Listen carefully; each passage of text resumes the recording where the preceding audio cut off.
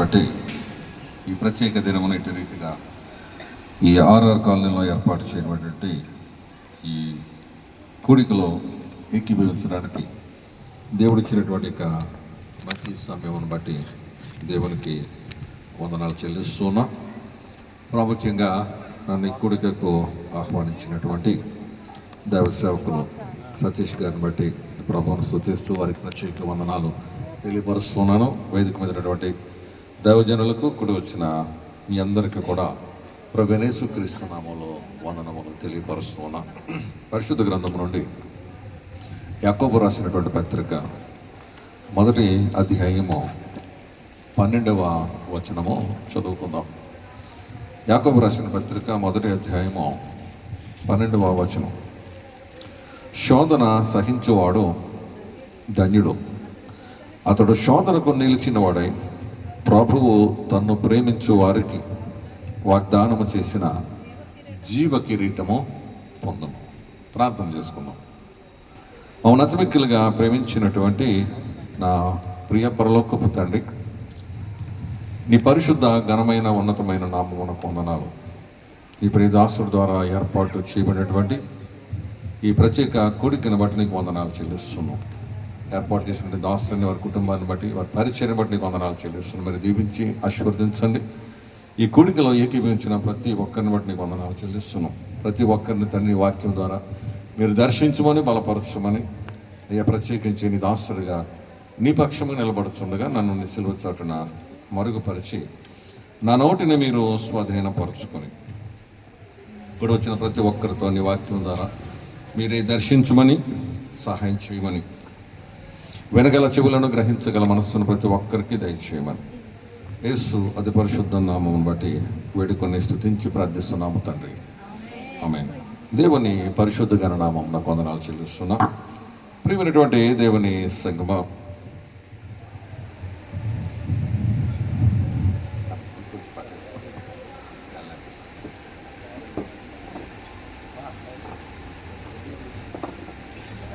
ఈ RR colony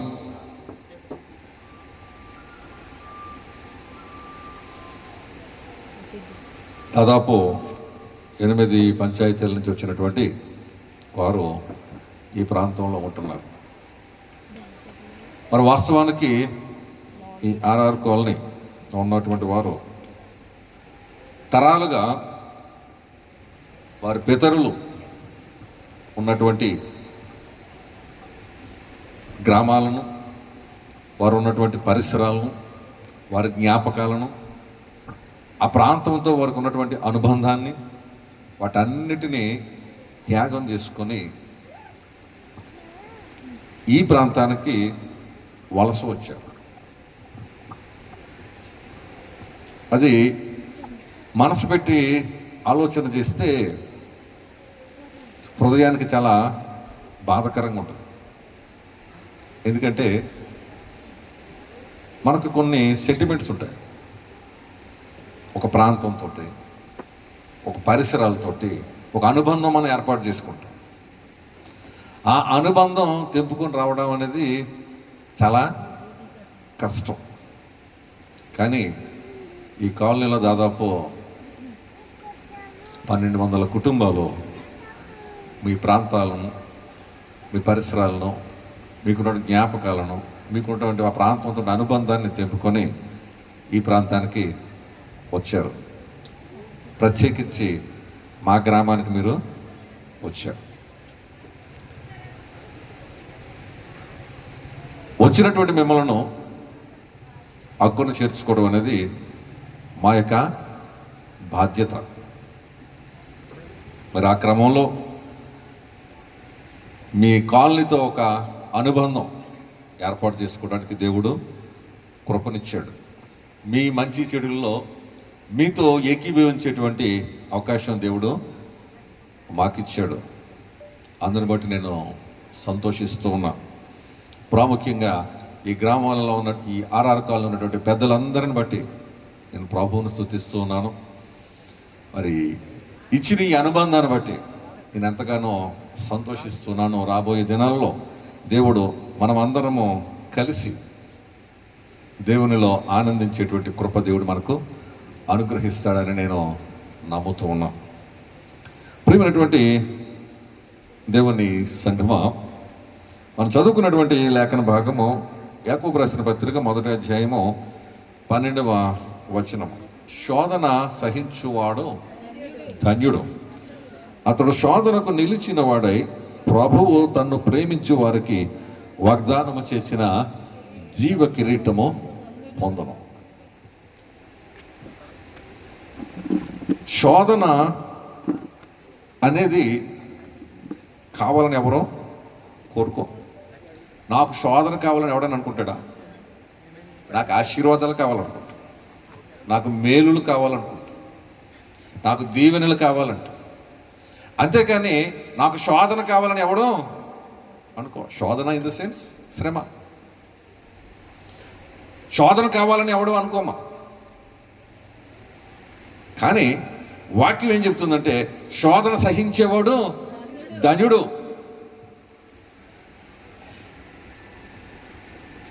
అతడు శోధనకు నిలిచిన వాడై ప్రభువు తన్ను ప్రేమించే వారికి ఇచ్చేటువంటి జీవ కిరీటము పొందను. శోధన సహించటం ధన్యత, మేలు. కావాలని ఎవరు కోరుకోం, కానీ వచ్చిందనుకోండి దానిని మనము సహించాలి. శోధన నుంచి పారిపోవడానికి ప్రయత్నం చేస్తూ ఉంటాం. మనం శోధన నుంచి పారిపోవడానికి ప్రయత్నం చేస్తూ ఉంటాం, కానీ శోధన సహించేవాడు ధన్యుడు. ఎందుకు ధన్యుడు అంటే ఆ శోధనను సహించడం ద్వారా ప్రభువు తను ప్రేమించే వారికి ఇచ్చేటువంటి జీవ కిరీటాన్ని పొందుకుంటాడు. శోధన సహించడాన్ని బట్టి ప్రభు వారికి జీవ కిరీటాన్ని ధరింపజేస్తాడు. ఇప్పుడు ప్రభు ద్వారా జీవ కిరీటం మనం పొందుకోవాలంటే మనకేం కావాలి? శోధనను సహించేటువంటి శక్తి కావాలి. శోధనను మనం సహించడం, అదే జయించడం. శోధన మనం జయించలేము, సహించడం ద్వారా జయించాలి. భారతదేశానికి స్వాతంత్రం తీసుకురావడానికి గాంధీ గారు ఎంచుకున్న మార్గం సత్యాగ్రహం. అంటే ఏంటి? నువ్వు ఎంత కష్టపెట్టి నేనేం మాట్లాడను, నువ్వు కొడతావో కొట్టుకో, జైల్లో పెడతావో పెట్టుకో. సత్యాగ్రహం చేశాడు ఆయన. అంటే దాన్ని సహించాడు ఆయన. సహించడం ద్వారా వాళ్ళకి విసిగిచ్చాడు. ఇప్పుడు ఎవడన్నా తిడుతున్నప్పుడు పౌరుషపడి ప్రతిగా ఏమన్నా తిడుతూ ఇంకో 4 మాట ఎదుటోడు అన్నానికి ఉంటుంది. ఎదుటోడు తిడుతున్నాడు, మనం ఏమీ మాట్లాడలేదు. ఎంతసేపు తిడతాడు వాడు? కొంతసేపు తింటాడు, మరి కొద్దిసేపు తిడతాడు, తర్వాత అవతలోటి స్పందన లేకపోతే వాడు డ్రాప్ అయిపోతాడు. ఇప్పుడు శోధన సహించడం కూడా, శోధన అనేది కూడా దేవుడు ఎప్పుడు శోధనని శోధించడు. దయచేసి శోధన ఎవరికైనా కలిగిందంటే దేవుడు నన్ను శోధిస్తున్నాడు మాత్రం ఎప్పుడు అనుకోవడానికి వీల్లేదు. ఎందుకంటే దేవుడు ఎప్పుడు ఎవరిని శోధించడు, దేవుడు పరీక్షిస్తాడు. శోధించేవాడు అపవాది. అబ్రహాముని దేవుడు పరీక్షించాడు. ఆదికాండంలో మనం చూసినట్లయితే చూద్దాం.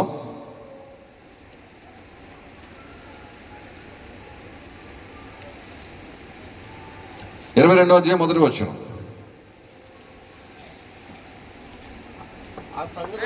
ఆ సంగతులు జరిగిన తరువాత దేవుడు అబ్రహామును పరిశోధించెను. ప్రియమైన దేవుని సంగమా, దేవుడు అబ్రహాముని శోధించలేదు, దేవుడు అబ్రహాముని పరీక్షించాడు, పరిశోధించాడు.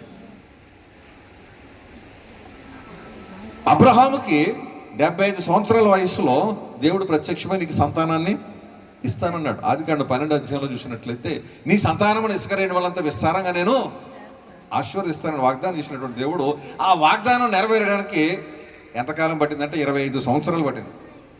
అబ్రహాంకి 99 సంవత్సరాల వయసులో ఉన్నప్పుడు దేవుడు తిరిగి ప్రత్యక్షమై సొదొమకు వెళుతున్నటువంటి సందర్భంలో సింధూర వనంలో మిట్ట మధ్యాహ్నం వేళ అబ్రహాము గుడారం బయట కూర్చున్న సందర్భంలో దేవుడు అబ్రహాం దగ్గరికి వచ్చినప్పుడు దేవుడు అబ్రహాంతో మాట్లాడుతుంటే వెనక నుంచి శారా నవ్వింది.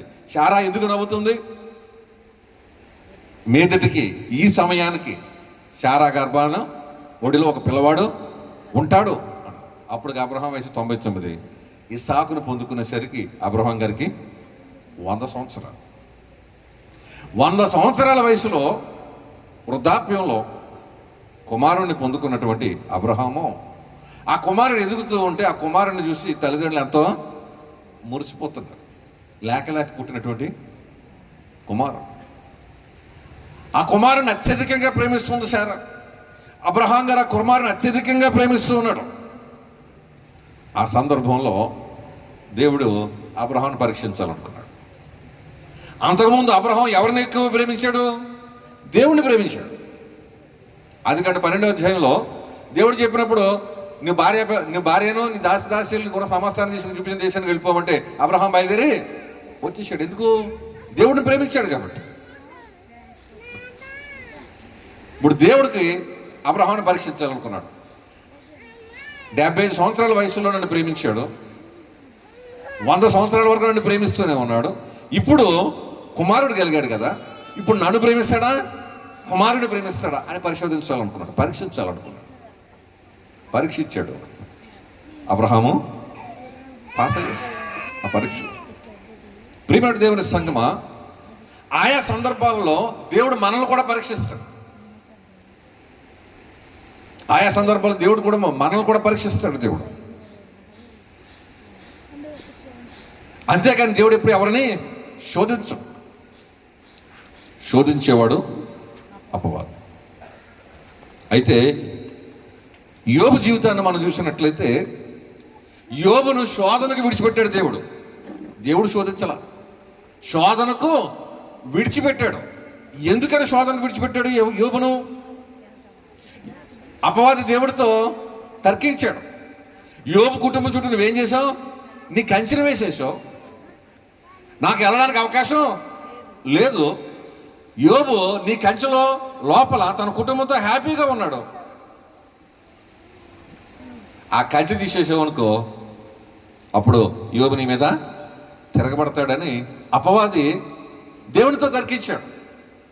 కానీ దేవునికి యోబు మీద, యోబుకున్నటువంటి భక్తి మీద, యోబుకున్నటువంటి విశ్వాసం మీద అచంచలమైనటువంటి నమ్మకం ఉంది. కాబట్టి దేవుడు ఏమన్నాడంటే, ఓకే నా కంచె ఉంది కాబట్టి నువ్వు యోబుని ఏమి చేయలేకపోతున్నా, అయితే నా కంచెని తీసేస్తాను, యోబునికి అప్పగిస్తాను, అతని ప్రాణాన్ని మాత్రం తీయడానికి వీళ్ళు నువ్వు ఏ రకంగా శోధించుకున్నా యోబు ఆ శోధన సహించి జయించి నిలబడతాడనేటువంటి నమ్మిక దేవుడికి ఉంది. కాబట్టి అపవాదికి విడిచిపెట్టాడు యోబు. శోధనకు విడిచిపెట్టాడు దేవుడు శోధించిన వాడు అపవాది. కాబట్టి ప్రియమైనటువంటి దేవుని సంగమా, మనకేదన్నా శోధన కలిగిందంటే ఆ శోధన దేవుడిని బట్టి కాదు, కానీ అపవాదిని బట్టి శోధన కలుగుతుంది. రెండవది, శోధన మనకు కలిగిందంటే ఆ శోధనకు గల కారణం ఏంటంటే, అదే అధ్యాయంలో మనం చూసినట్లయితే 14వ వచనం, 12వ వచనం, 13 చదవండి. దేవుడు కీడు విషయమై శోధింపబడనేరడు, ఆయన ఎవరిని శోధింపడు కనుక ఎవడైనా శోధింపబడినప్పుడు నేను దేవుని చేత శోధింపబడుచున్నానని అనకూడదు. దేవుడు ఎప్పుడు ఎవరిని శోధించడు, ఆయన పరీక్షిస్తాడంతే. అయితే శోధింపబడేవాడు ఏ రీతిగా శోధింపబడతాడంటే, ప్రతి వాడును తన స్వకీయమైన దురాశ చేత ఈడవబడి మరులు కొల్పబడిన వాడే శోధింపబడతాడు. శోధనలో మనం ఎలా పడతామంటే మన స్వకీయ దురాశలను బట్టి, మనకున్నటువంటి దురాశను బట్టి మన శోధనలో పడతాం తప్పించి దేవుడు ఎవరిని శోధించడు. మనకున్నటువంటి దురాశ,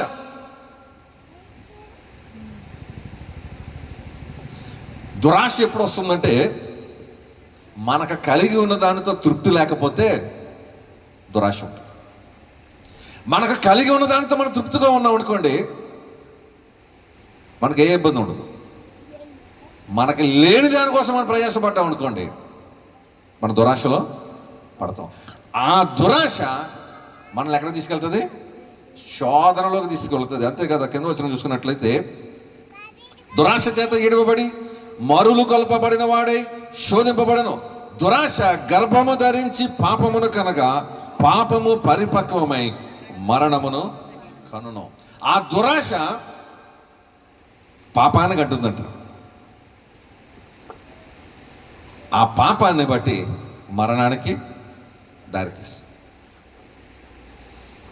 ప్రియమైనటువంటి దేవుని సంగమా, మనకు కలిగి ఉన్న దానితో మనం తృప్తి కలిగి ఉంటే మనకే ఇబ్బందులు ఉండవు. మనకు కలిగి ఉన్న దానితో మనం తృప్తి పడకుండా ఇంకా నేను ప్రయాసపడాలి, ఇంకా నేను ఉన్నతంగా ఉండాలి, ఇంకా నేను ఎదిగిపోవాలనేటువంటి ఆలోచన మన హృదయంలో కలిగినప్పుడు మంచిదే. అభివృద్ధి చెందడం అనేది ఎప్పుడు ఆహ్వానించదగినదే.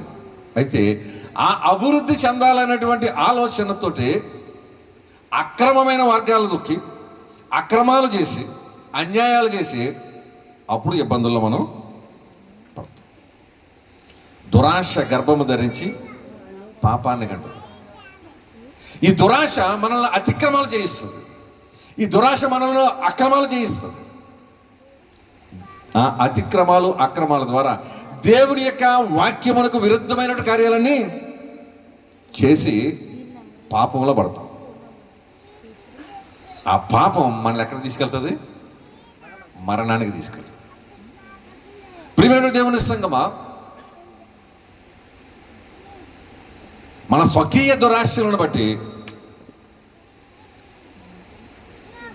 మన శోధనలు పడుతున్నాము. కానీ దేవుడు మనల్ని శోధనకు, ఆయన మనల్ని శోధించడు. ఆయన మనల్ని కేవలము పరీక్షిస్తాడు. ఆయా సందర్భాల్లో ఆయా పరిస్థితుల్లో మన స్థానం పెరిగే కొద్దీ దేవుడు కొన్ని పరీక్షలు పెడతాడు. పరీక్ష ఎప్పుడు కూడా కష్టంగా ఉంటుంది. పరీక్ష ఎప్పుడు వాళ్ళ నుంచి 10th క్లాస్ ఎగ్జామ్స్ అనుకోండి, మొన్న ఇంటర్మీడియట్ ఎగ్జామ్స్. పరీక్షలు రాయడం ఏ పిల్లలకైనా ఇష్టం ఉంటుందా? పరీక్షలు లేకపోతే బాగుండు, మళ్ళా కరోనా వస్తే బాగుండు. కరోనాలో వచ్చిన వాళ్ళందరూ ఆల్ పాస్. పరీక్షలు ఎవరికి ఇష్టం ఉండదు. కానీ ఆ పరీక్ష రాసి పరీక్ష పాస్ అయిన తర్వాత కలిగే ఆనందం చాలా అద్భుతంగా ఉంటుంది. పరీక్ష ఎవరికి ఇష్టం ఉండదు. కానీ పరీక్ష పాస్ అయిన తర్వాత మాత్రం పరీక్ష ఎప్పుడు కూడా ఏం చేస్తుందంటే మనల్ని ఒక స్టెప్ పైకి తీసుకెళ్తుంది. పరీక్ష లేకపోతే చదివినోడికి చదవనోడికి తేడా లేదు. నిజమైనటువంటి విశ్వాసము, నిజమైన భక్తి మనకి ఎప్పుడు బయటపడుతుందంటే మన పరీక్షకు నిలబడినప్పుడే, దేవుడు మనల్ని పరీక్షించినప్పుడే మనలో ఉన్నటువంటి వాస్తవమైనటువంటి భక్తి, వాస్తవమైనటువంటి విశ్వాసం బయటకు వస్తుంది. కొంతమంది దేవుని సన్నిధికి మంచిగానే వస్తుంటారు, మంచిగానే దేవునిలో నడుస్తూ ఉంటారు. ఏదో చిన్న ఇబ్బంది వచ్చింది అనుకోండి, వెంటనే దేవుని మందిరాన్ని విడిచిపెట్టేస్తారు. తిరిగి పాస్టర్ గారు వెళ్ళి అమ్మ గుడికి రావట్లేదని అడిగారు అనుకోండి, ఏమంటే గుడికి రావట్లేదని అడిగారు అనుకోండి, దేవుడు మాకేం చేసాడండి? దేవుడు మాకేం చేసాడండి అని దేవుడినే ప్రశ్నించే స్థితికి మన దగ్గర సరిపోతుంది. అంటే అర్థం ఏంటంటే మన భక్తి ఏంటో వాస్తవ భక్తి బయటికి వచ్చేస్తుంది. పరీక్ష మనం నిజమైన భక్తిలో ఉన్నామా లేదా? సమృద్ధి కలిగినప్పుడు ఉన్న భక్తి వేరు, కరువు ఉన్నప్పుడు భక్తి వేరు. కరువు ఉందనుకోండి, ఇంట్లో సమస్యలు ఉన్నాయనుకోండి, మన భక్తి వేరే ఉంటుంది. సమృద్ధి ఉందనుకోండి, మన భక్తి వేరే ఉంటుంది. ఇబ్బందులు ఉంటే నిత్యము ప్రార్థనలో ఉంటాం, నిత్యము పాస్టర్ గారితో కనెక్ట్ అయ్యి ఉంటాం. అయ్యగారు మా కొరకు ప్రార్థన చేయండి, మా కొరకు ప్రార్థన చేయండి, మా కొరకు ప్రార్థన. ఏంటి సమస్యలు ఉన్నాయి, ఆ సమస్యలు తీరిపోయింది.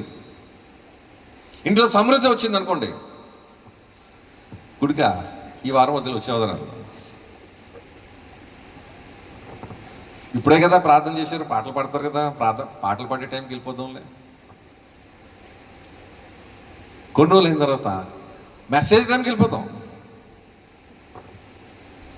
కొన్ని రోజులు అయిన తర్వాత ఆశీర్వాదం టైంకి వెళ్ళిపోతాం. కొన్ని రోజులు అయిన తర్వాత ఈ వారం మధ్యలో వచ్చేవారు వెళ్తాం. ఎందుకంటే మనకేముంది? సమృద్ధి ఎప్పుడు కూడా మనల్ని దేవునికి దూరం చేస్తుంది. లోటు ఎప్పుడు కూడా మనల్ని దేవునికి దగ్గరగా ఉంటుంది. ఇప్పుడు మనం ఏం చేయాలి? దేవుని దగ్గరగా ఉండాలంటే ఏం చేయాలి? మనకు లోటు కావాలి. లోటు కావడం మనకు ఎవరికి ఇష్టం ఉండదు. ఆ లోటు రాకుండా ఉండడం కోసం మనం ఏం చేయాలంటే సమృద్ధిలో ఉన్నప్పుడు కూడా దేవుడిని మనం విడిచిపెట్టుకోవాలి. సమృద్ధిలో ఉన్నప్పుడు దేవుడిని మనం విడిచిపెట్టామనుకో, దేవుడు అంటే వీటిని నేను మర్చిపోయాడు కదా, జ్ఞాపకం చేయాలనుకుంటాడు, ఏదో చిన్న లోటు పెడతాడు. దేవుడు అలాగ ఆలోచించి లోటు పెట్టకముందే సమృద్ధిలో ఉన్నప్పుడే దేవుడిని విడిచిపెట్టకుండా దేవునితో అనుసంధానమై మనము ఉండవలసి ఉంది. ప్రియులారా, చాలామంది క్రైస్తవులకు ఉన్నటువంటి ఒక దురభిప్రాయం, అంటే తప్పుడు అభిప్రాయం ఏంటంటే క్రైస్తవులైన ఎవరికే ఏ ఇబ్బందులు రాకూడదు. మేము క్రైస్తవులం కదా, మేము దేవుడిని నమ్ముకో, మాకే ఇబ్బందులు రాకూడదు. కానీ బైబిల్లో ఎక్కడా చెప్పలా. క్రైస్తవుడైనందుకు ఏ ఇబ్బందులు రావు, అన్ని ఆశీర్వాదాలు ఉంటాయని బైబిల్లో ఎక్కడా చెప్పలా. తిరిగి ఇంకేం చెప్పాడంటే తిమోతి రాసిన పత్రికలు మనం చూసినట్లయితే, క్రీస్తు యేసునందు సద్భక్తితో బ్రతుకును ఉద్దేశించి వారు హింస పొందుదురు అని అనేవాడు. నిజమైనటువంటి భక్తితో ఎవరైతే జీవిస్తారంటారంట వాళ్ళకి ఏమొస్తుందంట? హింస కలుగుతుందంట. మనం రివర్సల్ ఆలోచిస్తాం. మనం దేవుళ్ళో ఉన్నాం కాబట్టి మనకు దీవెనలు రావాలి. మనం దేవుళ్ళో ఉన్నాము కాబట్టి మనకు ఆశీర్వాదాలు రావాలి. మనం దేవుళ్ళో ఉన్నాము కాబట్టి మన పిల్లలందరూ కూడా ఐఏఎస్లు, ఐపీఎస్లు, ఇంజనీర్లు, సాఫ్ట్వేర్లు అయిపోవాలి తప్పించి మరి దానికి తక్కువ ఏది అవ్వకూడదు అని బైబిల్లో ఎక్కడ లేదు. దేవునిలో ఉన్నంత మాత్రాన, దేవునిలో కొనసాగుతున్నంత మాత్రాన ఈ లోక సంబంధమైన ఇబ్బందులు ఏవి మనకు రావు అని ఎక్కడ బైబిల్లో లేదు. ప్రియులారా, కొరింథీయులకు రాసినటువంటి మొదటి పత్రిక 10వ అధ్యాయం సార్ చూద్దాం.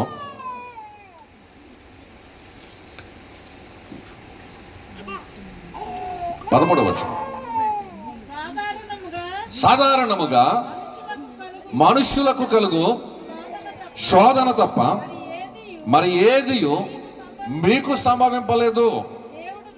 దేవుడు నమ్మదగిన వాడు, మీరు సహింపగలిగినంత కంటే ఎక్కువగా ఆయన మిమ్మును శోధింపబడనీయుడు. అంతేకాదు సహింపగలుగుటకు ఆయన శోధనతో కూడా తప్పించుకుని మార్గమును కలుగచేయును. సాధారణంగా మనుషులకు కలుగు శోధన తప్ప మరి ఏది మీకు సంభవింపలేదు. క్రైస్తవుడైనా క్రైస్తవుడు కాకపోయినా ఈ లోకంలో మనం జీవించేటువంటి క్రమంలో సాధారణంగా మనుషులకు వచ్చేటువంటి ఇబ్బందులు మనందరికీ కూడా వస్తాడు. క్రైస్తవుడైనా క్రైస్తవేతరుడైనా ఎవరికైనా సాధారణంగా మనుషులకు కలుగు శోధన తప్ప మరి ఏది మీకు. కొంతమంది అంటారు నాకు వచ్చిన శ్రమ అండి అంటే నాకే వచ్చిందంట, ఇంకెవరికి రాలేదంటే అది. కానీ వాక్యం ఏం చెప్తుందంటే సాధారణంగా మనుషులకు కలుగు శోధన. ఒక వ్యక్తిగా, ఒక మనిషిగా భూమి మీద పుట్టిన తర్వాత, పుట్టింది మొదలుకొని చచ్చే వరకు జీవితంలో అనేక అనుభవాలు మన జీవితాల్లో ఉంటాయి. సంతోషకరమైనవి ఉంటాయి, దుఃఖకరమైనవి ఉంటాయి, వేదనకరమైనవి ఉంటాయి, అవమానకరమైనవి ఉంటాయి, అనేకమైన ఇబ్బందులు ఉంటాయి, అనేకమైనటువంటి ఆశీర్వాదాలు ఉంటాయి, అనేక అనుభవాలు మన జీవితాల్లో ఉంటాయి. అది క్రైస్తవుడైనా క్రైస్తవేతరుడైనా అందరికీ మామూలే. సాధారణంగా మనుషులకు కలుగు శోధన తప్ప మరి ఏది మీకు సంభవింపలేదు. అయితే మనకున్నటువంటి ధైర్యం ఏంటంటే, మనకున్నటువంటి నమ్మిక ఏంటంటే దేవుడు నమ్మదగిన వాడు. మనకున్నటువంటి ధైర్యం ఏంటంటే నమ్మదగిన దేవుడు మనకున్నాడు.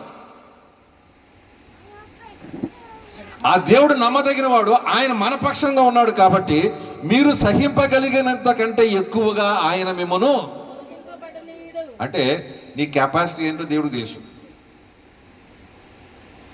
యోబు కెపాసిటీ ఏంటో దేవుడు తెలుసు. నీ కెపాసిటీ ఏంటో దేవుడికి తెలుసు. నీ పరిమితికి మించిన శోధన నీకు రానివ్వడు దేవుడు, దానికి అలౌ చేయడు. నువ్వు ఎంత సహించగలవో అంతవరకే. అపవాది గడితే అంటాడు, రేయ్ వాళ్ళ కెపాసిటీ ఎంతవరకే, అంతకు మించి నువ్వు చేయడానికి నేను అనుమతించనంటాడు దేవుడు. యోబుకు పరిమితి ఇచ్చాడు. యోబు ప్రాణాన్ని తీయడానికి ఏమైనా చేసుకో, అతను ప్రాణాన్ని తీయడానికి నేను ఒప్పుకున్నాడు. అలాగే నిన్ను నన్ను విషయంలో కూడా దేవుడు ఒకవేళ శోధనకు విడిచిపెట్టే టైం వస్తే దేవుడు ఏమంటాడంటే, నీ పరిమితికి మించినట్టు శోధన దేవుడు నీకు అనుమతించడు. మనం ఏమనుకుంటామంటే, నాకు వచ్చిన శ్రమ అండి మరి ఎవరికి రాలేదండి, ఇంకోటి ఎవడైనా ఏదో అయిపోయింది, అందరూ అలాగనుకుంటాం. నేను అలాగనుకుంటున్నా, నువ్వు అలాగనుకుంటావు. కానీ మన కెపాసిటీకి మించినటువంటి శోధన దేవుడు అనుమతించట్లేదు. అంతేకాదు ప్రియులరా, సహింపగలుగుటకు ఆయన శోధనతో కూడా తప్పించుకున్న మార్గమును కలుగజేయును. శోధనకు విడిచిపెడతాడంట. విడిచిపెట్టినటువంటి దేవుడు ఆ శోధనల నుంచి తప్పించుకునే మార్గం కూడా దేవుడే చూపిస్తాడు. ఆ శోధన నుంచి తప్పించుకునే మార్గం కూడా దేవుడే ఇస్తాడట. ఇది ఎలాగంటే, పరీక్షకి వెళ్ళినటువంటి స్టూడెంట్కి క్వశ్చన్ పేపర్ ఇచ్చారు, ఆన్సర్ షీట్ ఇచ్చారు. ఇప్పుడు క్వశ్చన్ పేపర్లో క్వశ్చన్లు చూసి ఆన్సర్ రాయాలి. దేవుడు పరీక్ష ఎలా ఉంటుందంటే, ఆన్సర్ షీట్ ఇచ్చాడు, క్వశ్చన్ పేపర్ ఇచ్చాడు, పక్కన గైడ్ కూడా ఇచ్చాడు. దేవుడు గైడ్ కూడా ఇచ్చాడు దేవుడు. ఇప్పుడు ఏం చేయాలి? ఈ క్వశ్చన్ పేపర్లో క్వశ్చన్ చూసుకొని, ఈ గైడ్లో ఉన్న ఆన్సర్ చూసుకొని ఈ ఆన్సర్ షీట్ ఫిల్ చేయాలి. క్వశ్చన్ పేపరు గైడ్ కూడా ఇచ్చేసాడు. సహింపగలిగే మట్టుకు నిన్ను మించి నేను శోధింపడినవాడు. అంతేకాదు, సహింపగలటకు ఆయన శోధనతో కూడా తప్పించుకొని మార్గం కూడా ఆయన ఇస్తున్నాడు. అంటే క్వశ్చన్ పేపర్తో పాటు గైడ్ కూడా ఇచ్చేస్తున్నాడు. మనం చేయాల్సింది ఏంటంటే, ఆ వచ్చిన క్వశ్చన్ ఏంటో చూసుకొని ఈ గైడ్లో ఆన్సర్ ఎక్కడ ఉందో చూసుకొని రాసుకోవాలి. గైడ్ చూసి కూడా రాయడం రాదనుకో, నేను ఎవడు రక్షించలేదు. గైడ్ చేతిలో పెట్టిన తర్వాత కూడా ఇది ఎక్కడుందో నాకు చెప్పండి అన్నాడు అనుకోండి, ఈ క్వశ్చన్కి ఆన్సర్ ఎక్కడుందో చెప్పండి అన్నాడు అనుకోండి, ఇంకా అంతకంటే ఇంకెవడం చేస్తాడు. మేము 10th క్లాస్ ఎగ్జామ్స్ రాసినప్పుడు మాకు అప్పట్లో ఏంటంటే బిట్ పేపర్ చెప్పేవాళ్ళు.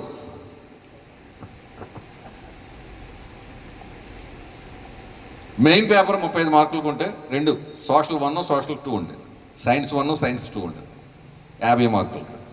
అందులో బిట్ పేపరు 15 మార్కులకి ఉండేది. 35 మార్కులకి క్వశ్చన్ అండ్ ఆన్సర్స్ రాయాలి. 15 మార్కులకి బిట్ పేపర్ ఉండేది. 2 పేపర్లు కలిపి 15 30 బిట్లు కరెక్ట్గా ఆన్సర్ చేస్తే పాస్ అయిపోతాడు. మాకేం చేసేవారు, లాస్ట్ హాఫ్ అన్ అవర్లో బిట్ పేపర్ ఇచ్చేవారు. మాకు 8 లెటర్ గారు అక్కడ మాస్టర్లు అందరూ కూడా ఒక టీం వర్క్ చేసేవారు. బిట్ పేపర్లు అన్నీ కూడా అప్పుడు ఏముండేయంటే మల్టిపుల్ చాయిస్. ఒక క్వశ్చన్ ఉంటే కింద 4 ఆన్సర్లు, అందులో ఒకటి టిక్ చేయాలి. తర్వాత డాష్లు ఫిల్ చేయాలి.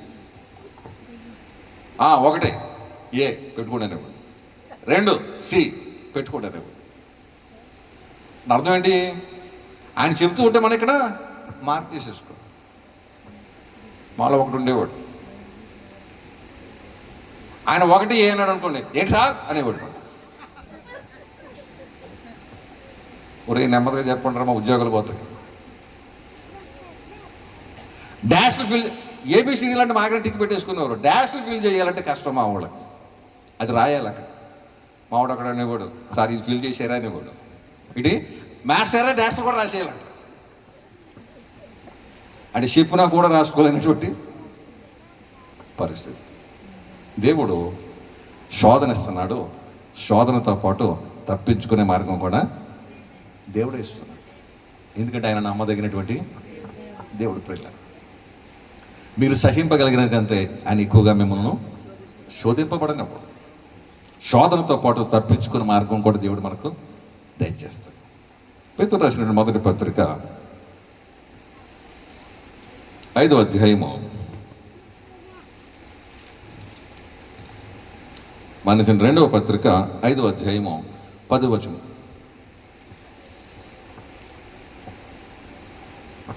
పేతురు రాసినటువంటి మొదటి పత్రిక 5వ అధ్యాయము 10వ వచనం. మొదటి పత్రిక 5వ అధ్యాయము.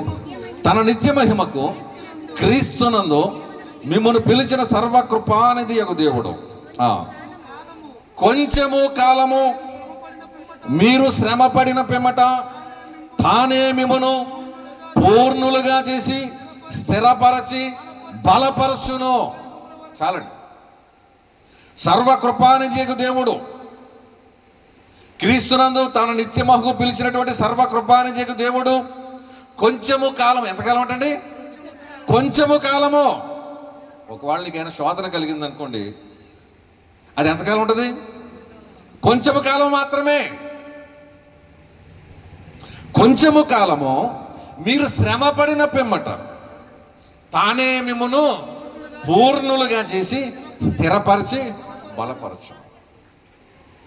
శోధన మనల్ని ఏం చేస్తుందంటే దేవునిలో మనల్ని పరిపూర్ణులుగా మారుస్తుంది. శోధన మనల్ని పరిపూర్ణులుగా, సంపూర్ణులుగా మారుస్తుంది.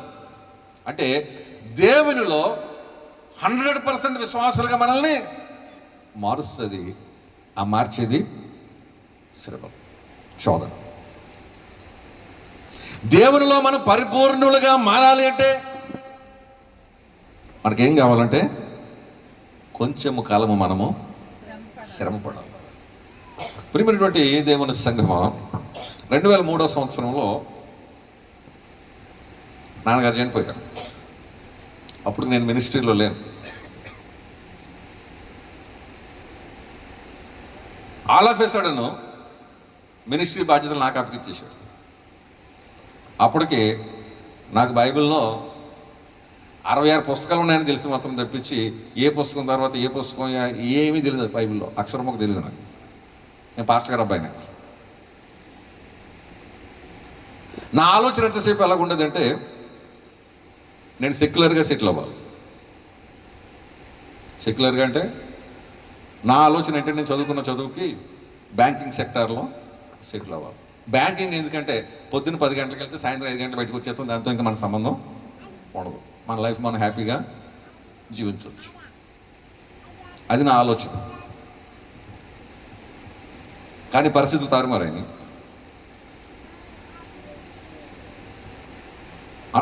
ఊహించని రీతిగా దేవుడు పరిచర్యకు తీసుకుని వచ్చాడు. అప్పటికి మాకు నాన్నగారి దగ్గర 100 మంది సేవకులు ఉండేవారు. ఏప్రిల్ 3 నాన్నగారు చనిపోయాడు. ఏప్రిల్ 7న సంస్థ బాధ్యతలు అప్పగించారు. ఒక 20 రోజులు మా పాస్టర్లు మమ్మల్ని వదిలేశారు ఫ్రీగా. ఏంటి దుఃఖంలో ఉన్నారు, దుఃఖ నివారణ పొందుతారని చెప్పి మమ్మల్ని వచ్చి ఆదరించి వెళ్ళిపోతుండేవారు తప్పించి మమ్మల్ని మరే రకంగా వేరే కార్యక్రమాలకు పిలిచేవారు. ఏప్రిల్ అయిపోయింది. మే నెల అనగానే మనందరికీ కూడికల టైం, మీటింగులు. ఒక పాస్టర్ గారు వచ్చేయడం, అయ్యగారు మా సంఘంలో మీటింగ్ పలానా తారీఖు మీరు పలానా రోజు రావాలి. నా ప్రైమరీలో డేట్లు వాళ్ళు ఇచ్చేసేవారు, వెళ్ళిపోయేవారు. పాంప్లెట్లో ఫోటోలు వేసేసేవారు. మాకు ఇక్కడ చూడండి తర్వాత బైబిల్ అక్షరముకు తెలియదు. ఒక మంచి క్రైస్తవుడిగా ఉన్నాం తప్పించి భక్తిలో చాలా అట్టడుగు స్థానంలో ఉన్నాం. ఆ పరిస్థితుల్లో మీటింగ్లకు వెళ్ళాలంటే వచ్చే సోమవారం మీటింగ్ అంటే ఈ సోమవారం నుంచి టెన్షన్ మొదలయ్యేది. ఎలాగా, ఏం మాట్లాడాలి, ఏం చేయాలి. మాకు అసిస్టెంట్ పాస్టర్ గారు ఉండేవారు, పిలిచేవాడిని. ఏమన్నా చెప్పండి, కొంత అక్కడ 4 మొక్కలు చెప్పడానికి. ఆయన చెప్పేవాడు ఏం అర్థమయ్యేది కాదు. ఆయన రాసి ఇచ్చేవాడు, ఇది చదివేయండి అయ్యగారు అనేవాడు.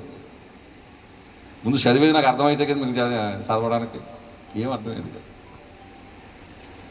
అటువంటి స్థితిలో 2 నెలలు గడిచినాయి.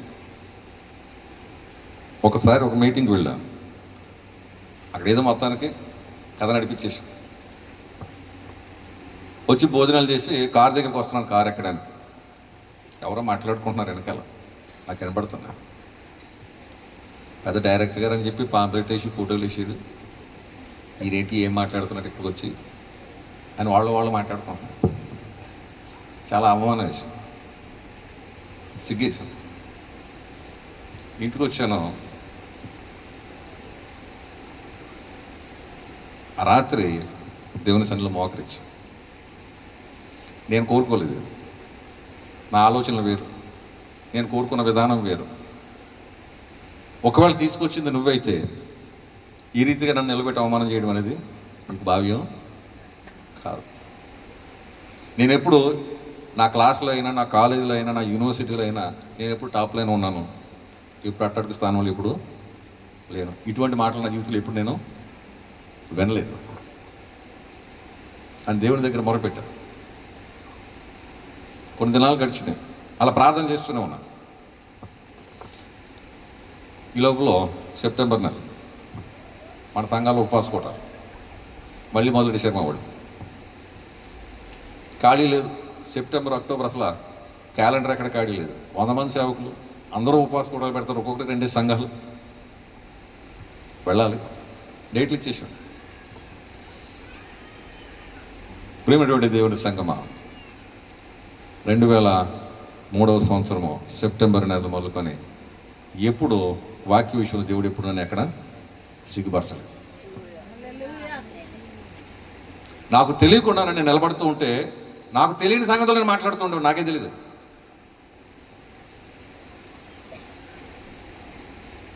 గొప్ప గొప్ప దైవజనుల మధ్య నిలబడి మాట్లాడడం దేవుడు అవకాశం ఇచ్చాడు.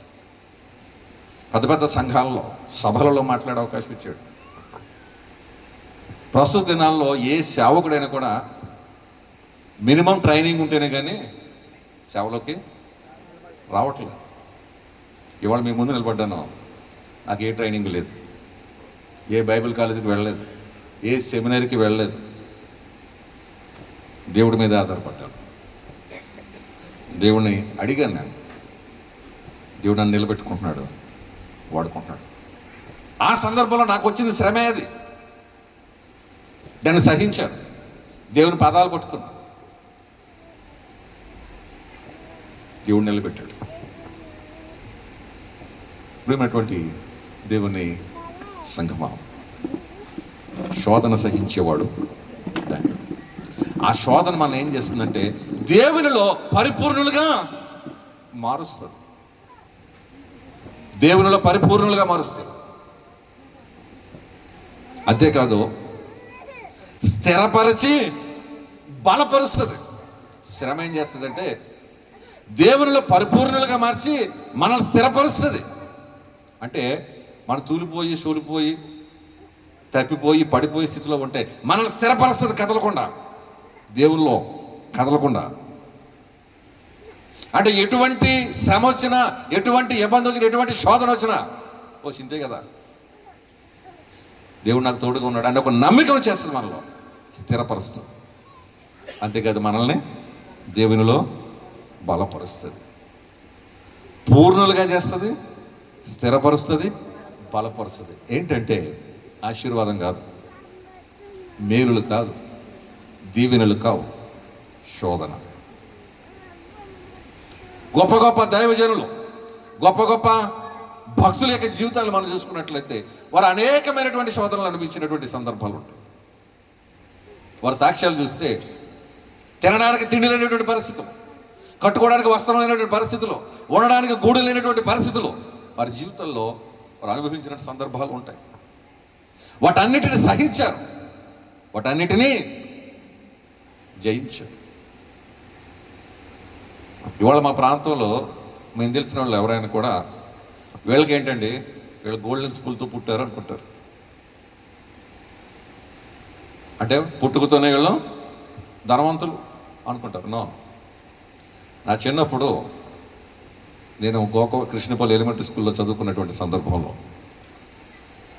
రాత్రి వార్చినటువంటి గింజలో మిగిలిపోయిన అన్నం ఇస్తే అది ప్రొద్దున్నే మా అమ్మగారు ప్లేట్లో పెడితే తినే స్కూల్కి వెళ్ళేవాడు. గంజన్నం తిన్నటువంటి అనుభవం. మా తండ్రి గారు గుంటూరు ప్రాంతం నుంచి సువార్త పరిచర్య నిమిత్తం ఈ ప్రాంతానికి వచ్చారు, దేవుని పిలుపుని బట్టి. ఇక్కడికి వచ్చిన తర్వాత కొన్ని సంవత్సరాలు పూట గడవని స్థితి అనుభవించారు వాళ్ళు.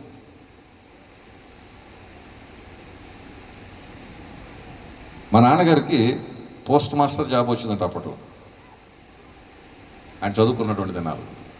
మా నాన్నగారిని పెంచుకున్నటువంటి మిషనరీ ఆ లెటర్ దాచిపెట్టేసి ఆ డేట్ అయిపోయిన తర్వాత ఇచ్చాడట మా నాన్నగారి చేతిలో. ఇంటర్వ్యూకి వెళ్ళాలి పోస్ట్ మాస్టర్గా, సెలెక్టెడ్. జస్ట్ వెళ్ళి సర్టిఫికేట్స్ ప్రొడ్యూస్ చేస్తే జాబ్ వచ్చేసినట్టే, సెంట్రల్ గవర్నమెంట్ జాబ్. డేట్ దాచేసట లెటర్ అయిపోయిన తర్వాత ఇచ్చాడంట. మా నాన్నగారు చాలా బాధపడ్డాడు, ఏడ్చేటంట ఆ లెటర్ పట్టుకొని. ఆయన అన్నాడంట, నువ్వు గవర్నమెంట్ జాబ్ కాదు, నువ్వు దేవుని సేవ చేయాలన్నాడంట. ఈ సేవ గేవ నాకు వద్దు, నా జీవితాన్ని మీరే నాశనం చేశారని చెప్పేసి ఆయనతో గొడవ కూడా పెట్టుకున్నాడట. మా అమ్మగారికి టెలిఫోన్ ఆపరేటర్గా అప్పుడు జాబ్ వచ్చిందంట. ఆయన పట్టుకొచ్చి, ఇదిగో టెలిఫోన్ ఆపరేటర్కి నీ జాబ్ వచ్చింది, ఆయన కాళ్ళ ముందు చింపేశాడు. ఇద్దరు government job, central government, telecom department మా అమ్మగారు, పోస్టల్ డిపార్ట్మెంట్ మా నాన్నగారు. వాటిని విడిచిపెట్టుకొని పరిచర్య నిమిత్తం ఈ ప్రాంతానికి వచ్చినప్పుడు, అప్పుడు ఇది పూర్తి ఏజెన్సీ ప్రాంతం. వీళ్ళు మచిలీపట్నం నుంచి వచ్చారు, గుంటూరు ప్రాంతం నుంచి, కృష్ణా జిల్లా నుంచి, గుంటూరు నుంచి. తాటాకి పాకలో ఉండేవారంట. రాత్రులు పాములు వస్తూ ఉండేవి. మా అమ్మగారు నిద్రపోయేది కదా, ఏ టైంలో ఏ పాము వస్తుందా. అటువంటి అనుభవాలన్నీ వారి జీవితాల్లో అనుభవించి వాటన్నిటినీ తాళుకొని తట్టుకొని నిలబడ్డారు కాబట్టి దేవుడు వారిని ఆశీర్వదించాడు. ప్రియమైనటువంటి దేవుని సంగమా, పరిశుద్ధ గ్రంథంలో దేవుడు ఎవరినన్నా ఆశీర్వదించక ముందు దేవుడు చేసే పని ఏంటంటే, ముందు వాళ్ళు ఉన్న ప్రాంతాలను బయటకు తీసుకొచ్చేస్తాడు. అబ్రహాం ఏం చేశాడు? తన స్వజనుల మధ్యలో నుంచి నేను చూపించే దేశాన్ని వెళ్ళిపో అన్నాడు. వాళ్ళ మధ్యలో బయటకు తీసుకొచ్చేసాడు. యోసేపును ఆశీర్వదించినటువంటి దేవుడు అన్నదమ్ముల చేత ఏం చేయబడ్డాడు? అన్నదమ్ముల మధ్య చేత అమ్మివేయబడి ఐగుప్తుకు బానిసకొచ్చాడు. దేవుడు ఎవరినన్నా ఆశీర్వదించాలనుకుంటే ముందు వాళ్ళ ప్రజల మధ్యలో బయటికి తీసుకొస్తాడు. అంతేకాదు, ప్రజల మధ్యలో బయటకు తీసుకొచ్చి ఒకసారి తీసుకెళ్ళి సింహాసనం మీద కూర్చోబెట్టాడంట. ముందు ఎక్కడ తీసుకెళ్తాడట? అట్టడుగు తీసుకెళ్ళిపోతాడు. యోసేపు అన్నదమ్ముల చేత అమ్మివేయబడి ఐగుప్తుకు వచ్చాడు. పొతీఫర్ ఇంట్లో బాగున్నాడు, హ్యాపీగానే ఉన్నాడు. అక్కడి నుంచి ఎక్కడికి వెళ్ళిపోయాడు? చెరసాల్లోకి వెళ్ళిపోయాడు. చెరసాల నుంచి దేవుడు సింహాసనం మీదకి తీసుకువెళ్ళాడు. ఒకరిని దేవుడు ఆశీర్వదించాలనుకున్నప్పుడు ముందు తన స్వజనంలోంచి ముందు ప్రత్యేకపరుస్తాడు. ప్రత్యేకపరిచిన తర్వాత అట్టడుగుకి తీసుకువెళ్తాడు. అక్కడ నుంచి సింహాసనం మీదకి తీసుకువెళ్తాడు. దానియేలు మీరు గమనించినట్లయితే బానిసగా తేపడ్డాడు. ఎక్కడికి వెళ్ళాడు? సింహపు బోన్లోకి వెళ్ళాడు. సింహం బోన్ నుంచి ఎక్కడికి వెళ్ళాడు? సింహాసనం మీదకి వెళ్ళాడు. నీ జీవితంలో ఇటువంటి అనుభవాలు వస్తున్నాయంటే అర్థం ఏంటంటే, దేవుడు నిన్ను ఆశీర్వదించాలనుకుంటున్నాడు. దేవుడు నిన్ను హెచ్చించాలనుకుంటున్నాడు. దేవుడు నిన్ను ఇంకా ఉన్నతమైన స్థితిలోకి నడిపించాలనుకుంటున్నాడు. ఆ ఉన్నతమైన స్థితిలోకి మనం వెళ్ళాలంటే మనకు కావాల్సిన ఏంటంటే, మన జీవితాలు కొన్ని పాఠాలు మనం నేర్చుకోవాలి. మనం ఉన్న జనుల మధ్యలో ఉంటే పాఠాలు మనం నేర్చుకోం. మనం ఉన్న సౌకర్యవంతమైన స్థితిలో ఉన్నప్పుడు మనకు పాఠాలు రావు. మన జనుల్లోంచి ముందు బయటకు రావాలి. మన కంఫర్ట్ జోన్ అంటాం. అంటే మన చుట్టూ మన బంధువులు ఉన్నారనుకోండి, మనకి ఏ చిన్న ఇబ్బంది వచ్చినా అందరూ వచ్చేస్తారు, అందరూ తల చేసేస్తారు, దాని నుంచి బయటకు వచ్చేస్తాం. ముందు ఒంటరివాణి చేస్తాడు దేవుడు, బయటికి తీసుకొస్తాడు. అక్కడి నుంచి శోధనలు అనేటువంటి అనుభవాల్లోనికి మనల్ని నడిపిస్తాడు. శ్రమలు అనేటి అనుభవాలను నడిపిస్తాడు. ఆ శ్రమలు మనల్ని దేవునిలో పూర్ణులుగా, స్థిరులుగా, బలమైన వారుగా నిలబడతాయి. అక్కడి నుంచి ఆ అనుభవాలతో అప్పుడు దేవుడు హెచ్చిస్తాడు. ఈ అనుభవాలు ఏమీ లేకుండా డైరెక్ట్గా దేవుడు సింహాసనం మీద తీసుకెళ్ళాడు అనుకోండి, ఆ సింహాసనం విలువ తెలియదు, కష్టాల అనుభవం తెలియదు, శ్రమల అనుభవం తెలీదు. ఆ వచ్చిన అధికారం మనల్ని ఏం చేస్తుందంటే పిచ్చోడి చేతిలో రాయి చేస్తుంది. ఈ అనుభవాలు, ఈ శ్రమలు అనేటువంటి అనుభవాలు మనకు కొన్ని పాఠాలు నేర్పుతాయి. ఆ పాఠాల ద్వారా మనం నేర్చుకున్నటువంటి మనము ఆ అధికారంలోకి వెళ్ళినప్పుడు, ఆ సింహాసనం మీదకి వెళ్ళినప్పుడు ఈ అనుభవాలు ఆ సింహాసనాన్ని గౌరవ మర్యాదలతో నడిపించే అనుభవంలోకి మనల్ని నడిపిస్తుంది. ప్రియమైనటువంటి దేవుని సంగమా, శ్రమలు మనల్ని పూర్ణులుగా చేస్తాయి, మనల్ని స్థిరపరుస్తాయి, బలపరుస్తాయి. పరిశుద్ధ గ్రంథములో యోహాను సువార్త 16వ అధ్యాయము 33వ వచనం చదువుకుందాం.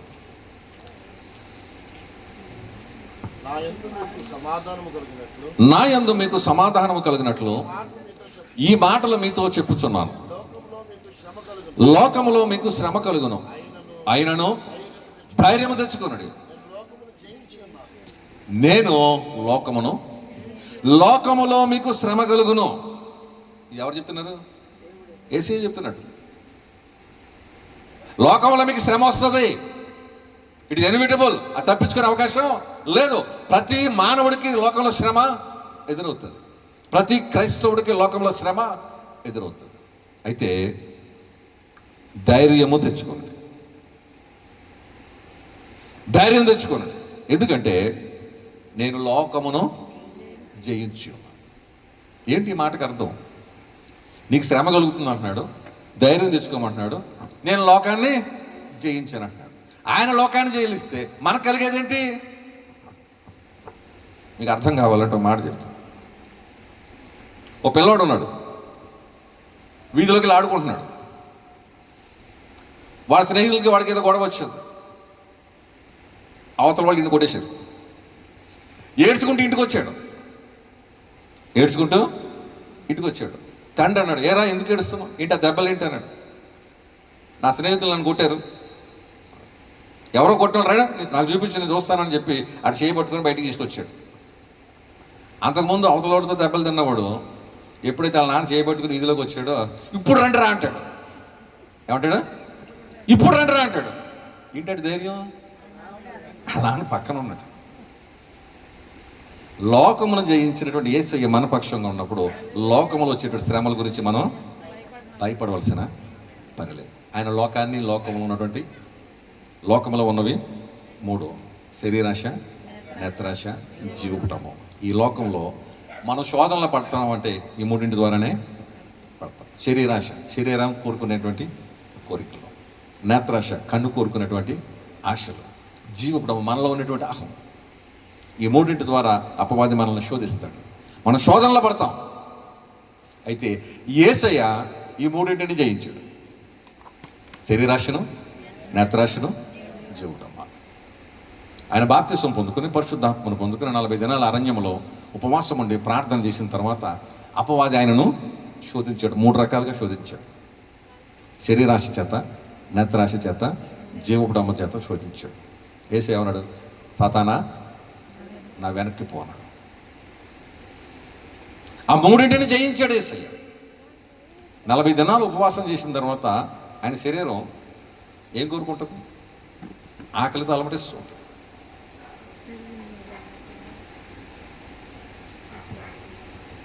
అక్కడ అపవాదం వచ్చి యేసయ్యను సూచిస్తున్నాడు. అపవాదం అనగానే మనకు కలిగే ఆలోచన ఏంటంటే కరుణామణి సినిమా గుర్తొస్తుంది. అందులో ఏం చూపించారంటే ఒక నల్ల డ్రెస్ వేసుకున్నవాడు, 2 కొమ్ములు నెత్తి మీద పెట్టుకున్నవాడు యేసయ్య దగ్గరికి వచ్చి యేసయ్యను శోధించినట్లుగా మనకు వస్తుంది. అపవాదం ఎక్కడో కాదు, యేసయ్యను శోధించింది అపవాదం ఎక్కడి నుంచో బయట నుంచి రాలి. ఆయన శరీరం ఆయన శోధిస్తుంది. ఆయన మనుషుడిగా ఉన్నాడు, రక్తమాంసాలతో ఉన్నాడు. ఈ శరీరము ఆయనను శోధిస్తూ ఉంది. 40 దినాలు నాకు తిండి లేకుండా చేసావు కదా, నువ్వు పరిశుద్ధాత్మను పొందుకున్నావు కదా, నీలో శక్తి ఉంది కదా, ఈ రాళ్ళను రొట్టెలుగా చేసి నాకు పెట్టేయ్యా. ఆకలి తట్టుకోలేకపోతున్నాను అంటుంది శరీరం. దేవుడు పరిశుద్ధాత్మను ఇచ్చింది, అభిషేక్ ఇచ్చింది రాళ్ళ రొట్టెలుగా చేసుకుని తినడం కోసం కాదు. అందుకనేసి అంటున్నాడు, మనిషి రొట్టె వలన మాత్రము బ్రతుకుడు, దేవుని నోట నుంచి వచ్చే ప్రతి మాట వలన బ్రతుకుతాడు. అనగా శరీరాశను ఆయన జయించాడు. తర్వాత యెరూషలేము దేవాలయం శిఖరానికి దగ్గర తీసుకెళ్ళాడంట. ఇక్కడి నుంచి దూకు, పరలోక నుంచి దూతలు వచ్చి నీకు సపర్యలు చేస్తారు. అధికారం వస్తే ఇటువంటి తిక్క ఆలోచనలు వస్తాయి. మన చేతిలో అధికారం ఉందని చెప్పి అధికారంతో దేవుడు ఆత్మని ఇచ్చింది, అభిషేక్ ఇచ్చింది, పైనుంచి ఎక్కి దూకితే దూతలు వచ్చి సపర్యలు చేయడానికి కాదు. ఆ శక్తి ద్వారా దేవుని యొక్క కార్యాలు చేసి దేవుని నామాన్ని మహిమపరచడానికి దేవుడు ఆ శక్తిని ఇచ్చాడు. మూడవదిగా లోకంలో మహిమనంతా చూపించాడంట. కంటి ఆశ. నువ్వు కాళ్ళకు మొక్కు, ఈ లోకం అంతా నీకు ఇచ్చేస్తా. యేసయ్య ఆ మూడింటి ద్వారా శోధింపబడిన తర్వాత ఆయన అంటున్నాడు, అపవాది సతానా నా వెనకకి పో. యేసయ్య ఈ మూడింటిని జయించాడు. అందుకని అంటున్నాడు, ఆయనను ధైర్యం తెచ్చుకోండి, నేను లోకములో ఉన్నటువంటి మూడింటిని జయించిన వాడు నీ పక్షంగా ఉన్నాను కాబట్టి నువ్వు అధైర్యపడవద్దు, నేను నీకు సహాయకరంగా ఉంటాను, నేను జయించే స్థితిలోకి నేను నిన్ను నడిపిస్తాను. ప్రియమైనటువంటి దేవుని సంగమా, శోధన సహించువాడు ధన్యుడు, అతడు శోధనకు నిలిచిన వాడే ప్రభువు తన్ను ప్రేమించు వారికి ఇచ్చేటువంటి జీవ కిరీటము పొందుకుంటాడు. దేవుడు ఎప్పుడు ఎవరిని శోధింపడు, ఆయన పరీక్షిస్తాడు. అయితే మన స్వకీయ దురాశలను బట్టి మనము పాపములు పడతాం, ఆ పాపము మనల్ని మరణంలోకి తీసుకువెళ్తుంది. అయితే దేవుడు మనను పరీక్షించే సమయంలో ఆయన పరీక్ష పెడతాడు, పరీక్షతో పాటు తప్పించుకునే మార్గాన్ని కూడా ఆయన ఇస్తాడు. దేవుడు శోధనకు విడిచిపెడతాడు, కానీ నీ పరిమితికి మించిన శోధనకు ఆయన నీకు అనుమతించాడు. నీ పరిమితి ఎంత ఉందో అంత పరిమితికి లోబడే ఆ శోధన ఉంటుంది. ఆ శోధన ద్వారా, ఆ శ్రమ ద్వారా ఆయన కోరుకునేది ఏంటంటే నువ్వు ఆయనలో పరిపూర్ణుడిగా మారాలని, ఆయనలో స్థిరుడిగా ఉండాలని, ఆయనలో బలముగా ఉండాలని దేవుడు ఆ శ్రమకు నిన్ను అనుమతిస్తున్నాడు తప్పించి ఆయనని శ్రమ పెట్టాలి, నువ్వు ఏడిస్తే ఆయన సంతోషించే దేవుడు కాదు. నువ్వు దుఃఖపడుతూ ఉంటే ఆనందించే దేవుడు కాడు.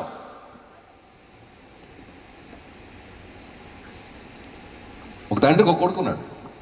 తండ్రి ధనవంతుడు, ఇంట్లో స్విమ్మింగ్ పూల్ ఉంది. తండ్రి ఉద్దేశం ఏంటంటే ఆ పిల్లవాడు ఈత నేర్చుకోవాలి, కానీ పిల్లవాడు భయపడుతున్నాడు. ఒకరోజు ఎత్తి నీళ్ళలో పడేశాడు. అంటే తండ్రి ఉద్దేశం ఆ పిల్లవాడు చనిపోవాలనా? కాదు, వాడు ఈత నేర్చుకోవాలి. వాడు భయపడుతున్నాడు కాబట్టి తీసుకెళ్ళి నీళ్ళలో పడేశాడు. పడేసిన ధైర్యం ఏంటి? ఈ తండ్రికి ఈత వచ్చు. వాడు ఈత నేర్చుకోవాలి, ఆ నేర్చుకునే క్రమంలో తండ్రి సహాయం చేస్తాడు.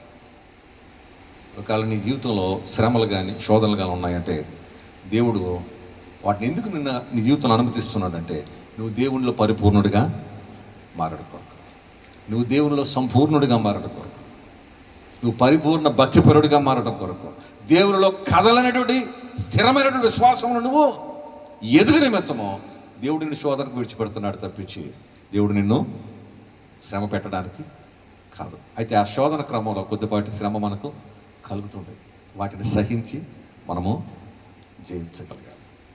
యోబు తన జీవితంలో అనేకమైనటువంటి శ్రమలు అనుభవించిన తర్వాత యోబు ముగింపు మాట ఒకటి చెప్తున్నాడు, శోధింపబడిన మీదట నేను సువర్ణము వలె మారుతాను. బంగారము, మనం చూసే బంగారం, మనం వేసుకునే బంగారం మట్టిలో ఉంది, అది రంగు ఉంది కానీ దానికి విలువ లేదు, రూపం లేదు. ఆ నిజమైన బంగారం బయటికి రావాలంటే భయంకరమైనటువంటి వేడిమి గల కొలిమిలో ఈ మట్టిని వెయ్యాలి. ఆ మట్టి అంతా బూడిద అయిపోవాలి, అందులో ఉన్న బంగారం బయటికి రావాలి. ఆ బంగారం బయటకు వచ్చినటువంటి బంగారం అది ఆభరణాలు వేసుకోవడానికి, కిరీటం చేసుకోవడానికి, అనేకమైనటువంటి విలువైనటువంటి వస్తువులు చేసుకొని ధరించుకోవడానికి అవకాశం కలుగుతుంది. కానీ అది ధరించుకొని ఆ కిరీటంగా మారడానికి అది ముందు దేనిలోకి వెళ్ళిందంటే కొలిమిలోనికి వెళ్ళింది. కొలిమిలో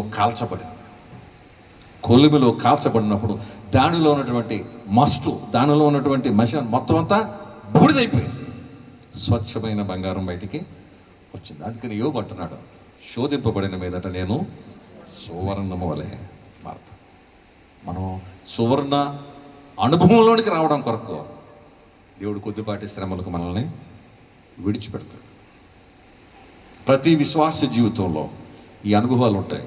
ఈ అనుభవాలను బట్టి మనం తెలుసుకోవాల్సింది ఏంటంటే దేవుడు నన్ను విడిచిపెట్టేశాడు, దేవుడు నా ప్రార్థనలు వినటం లేదు, దేవుడు నా పరిస్థితులు మార్చటం లేదు అని దేవుడి మీద నిష్ఠూరం వేయొద్దు. కానీ వాటన్నిటినీ ఆయన నీకు ఇచ్చినటువంటి ధైర్యం చేత, దేవుడు నమ్మదగిన వాడు అనే ధైర్యం నీకు ఉన్నప్పుడు, అటువంటి నమ్మిక కలిగి వీటన్నిటిని నువ్వు ఎదుర్కొంటే, సహించితే, దేవుడు నీకు జీవ కిరీటాన్ని ధరింపజేస్తాడు. ఆ జీవ కిరీటం నీకు కావాలనుకుంటే, పొందుకోవాలనుకుంటే, కొద్దిపాటి శ్రమలు, కొద్దిపాటి శోధనలు దేవుడు మన జీవితంలో అనుమతించినప్పుడు వాటిని సహించేటువంటి మనస్సు మనకు కావాలి. అంతేగాని కొద్దిపాటి శ్రమలు వచ్చినాయి అని చెప్పి దేవుడిని విడిచిపెట్టి వెళ్ళిపోవడం, కొద్దిపాటి శ్రమలు వచ్చినప్పుడు దేవుడికి దూరంగా వెళ్ళిపోవడం, కొద్దిపాటి శ్రమలు వచ్చినాయని ఈ దేవుడు నాకు వద్దు అని వెళ్ళిపోతే ప్రయోజనము లేదు. ప్రియులారా, శోధన సహించువాడు ధన్యుడు, వాడు శోధనకు నిలిచిన వాడే ప్రభువు తన్ను ప్రేమించు వారికి ఇచ్చేటువంటి జీవ కిరీటము పొందుకుంటాడు. ప్రియమైనటువంటి దేవుని సంగమా, కొరింథీయులకు రాసినటువంటి పత్రిక, మొదటి పత్రిక మనం చూసినట్లయితే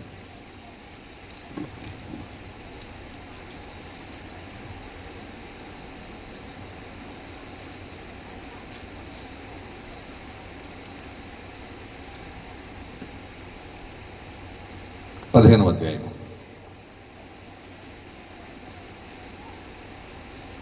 57-58 వచనాలు. అయినను మన ప్రభువైన యేసుక్రీస్తు మూలంగా మనకు జయము అనుగ్రహించుచున్న దేవునికి స్తోత్రము కలుగునగా. మనకు జయము అనుగ్రహించుచున్న దేవునికి స్తోత్రము. నువ్వు శ్రమల గుండా వెళ్తున్నావా, శోధనల గుండా వెళ్తున్నావా, దేవుడు నీకు జయము అనుగ్రహిస్తున్నాడు. ఓరిమితో వాటిని సహించు, ఓరిమితో వాటిని జయించు. కింద వచ్చిన చూసినట్లయితే, కాగా నా ప్రియ సహోదరులారా, మీ ప్రయాసము ప్రభువునందు వ్యర్థము కాదని ఎరిగి స్థిరులను కదలని వారును ప్రభువు కార్యాభివృద్ధి యందు ఎప్పటికీ ఆసక్తి పరులై ఉండుడి. మీరు స్థిరులుగా, కదలని వారుగా, విశ్వాసములో స్థిరులుగా, విశ్వాసములో కదలని వారుగా మీరు ఉండాలనేది ఆయన యొక్క ఉద్దేశం. అంతేకాదు, ప్రభువు యొక్క కార్యాభివృద్ధి యందు ఎప్పటికీ ఆసక్తి పరులై ఉండుడి. కొద్దిపాటి శ్రమ వచ్చిందని చెప్పి విడిచిపెట్టి వెళ్ళిపోవడం కాదు. కొద్దిపాటి ఇబ్బందులు వచ్చినాయని చెప్పి దేవుని సన్నిధికి దూరం అవ్వడం కాదు. పిల్లలు, సాధారణంగా వచ్చే మనుషులకు వచ్చే ఇబ్బందులే మనకు కూడా వస్తున్నాయి. అయితే దేవుడు నమ్మదగినటువంటి దేవుడు మన పక్షముగా ఉన్నాడు కాబట్టి ఆయన అన్ని విషయాలలో మనకు తోడుగా ఉండి మనల్ని పడిపోకుండా కాపాడుతాడు, మనల్ని నిలువ పెడతాడు, మనల్ని ఒక బలమైన సాధనాలుగా వాడుకుంటాడు. అట్టి కృప దేవుడు మనందరికీ అనుగ్రహించాలని కోరుతూ, మరి దేవుడు నాకు ఇచ్చిన అవకాశాన్ని బట్టి, దైవజనులను ఆహ్వానించిన విధానం బట్టి ప్రత్యేక వందనాలు తెలియపరుస్తూ, మీ అందరికీ కూడా ప్రభువైన యేసుక్రీస్తు నామములో మరొక మారు కృతజ్ఞత వందనాలు తెలియపరుస్తున్నాను. దేవుడు కొద్ది మాటలు తన వెనుకల్లో దీవించును గాక. ఆమేన్.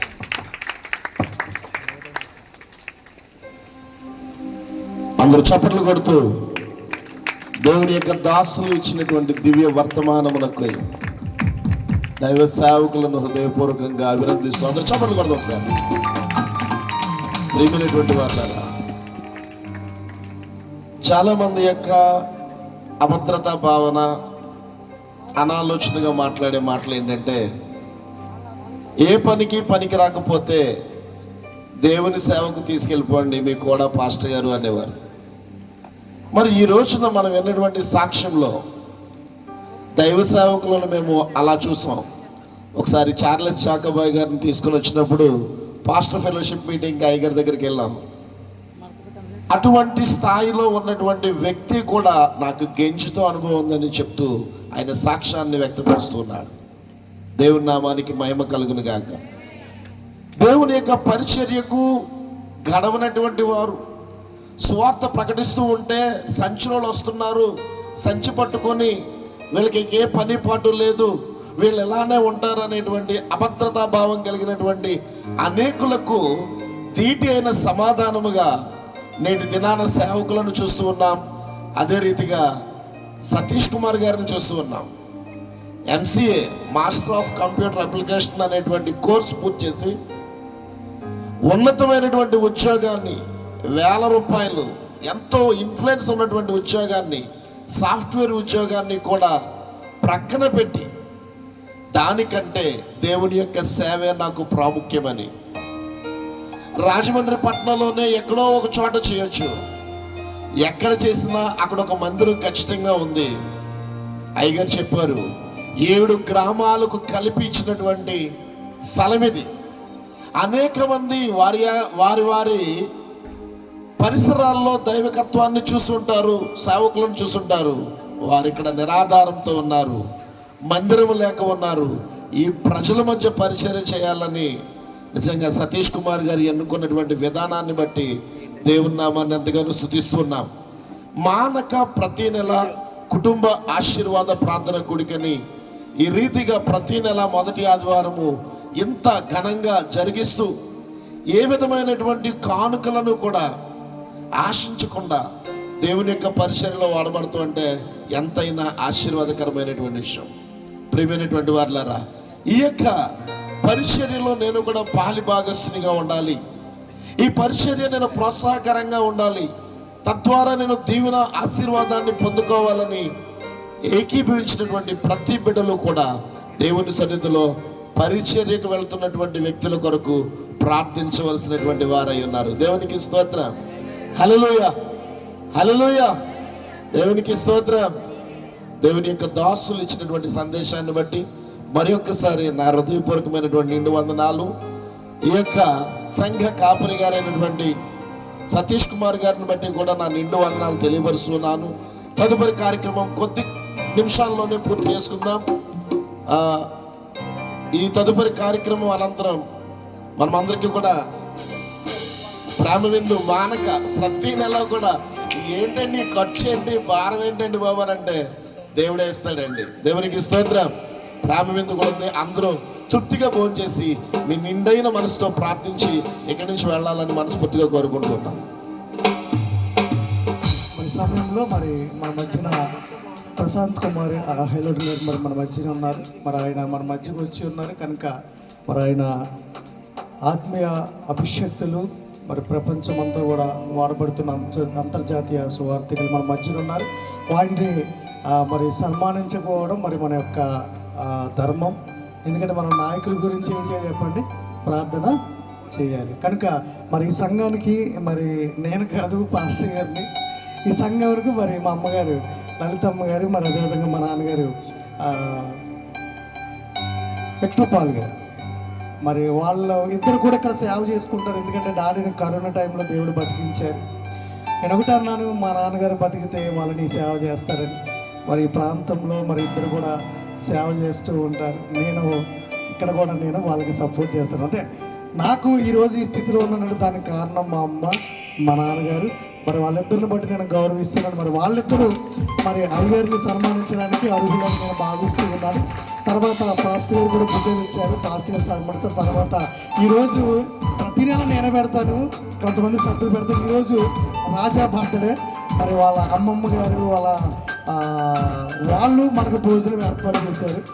నాకు కొంత ఖర్చు మిగిలించారు. మరి వాళ్ళ కుటుంబ సభ్యులు కూడా మరి అయ్యగారిని సన్మానించాలని మరి అనుకుంటారు. వాళ్ళు కూడా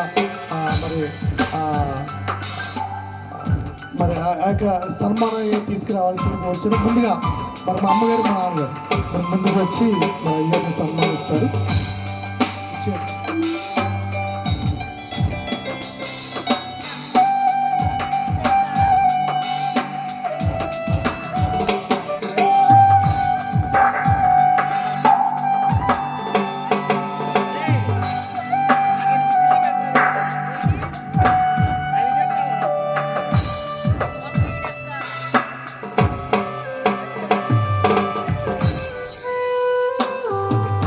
గట్టిగా క్లాప్స్కోవడం అందరం కూడా మన అధికారుల గురించి ప్రార్థన చేయాలి. మరి దేవుడు క్రైస్తవ ఈ గోకార ప్రాంతానికి మరి నాయకులుగా అభిషక్తులుగా మరి ఏర్పాటు చేసిన అయ్యగారికి మరి ఈ సమయంలో మరి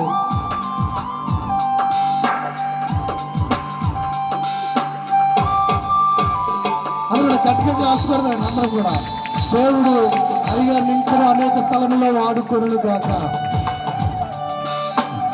సమయంలో మరి ఇజ్రాయెల్ పాస్టర్ గారు, మన రాజమండ్రి సెయింట్ పాల్ చర్చ్, నూతన చర్చ్ మరి సంఘపెద్ద గారు, సేవకులు, యేసయ్య సమృద్ధి జీవ మందిరం నడిపిస్తున్న అయ్యగారు కూడా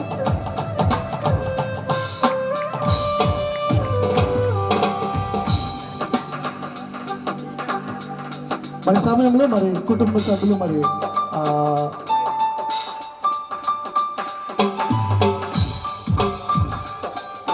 సమయంలో కుటుంబ సభ్యులు కూడా మరి ఐడియాని మరి సన్మానిస్తారు.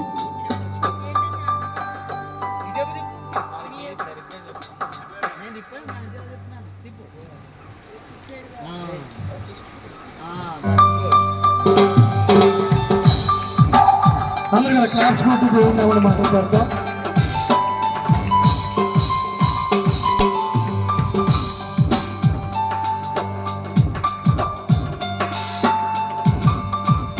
మాస్టర్ రాదా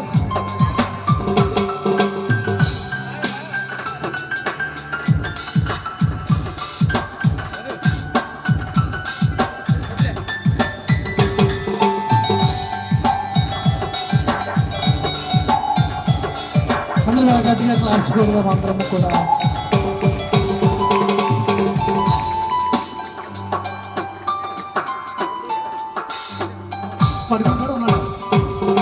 మరి సమయంలో అందరము కూడా మరి ఆఖరి ప్రార్థన మనం చేసుకుందాం.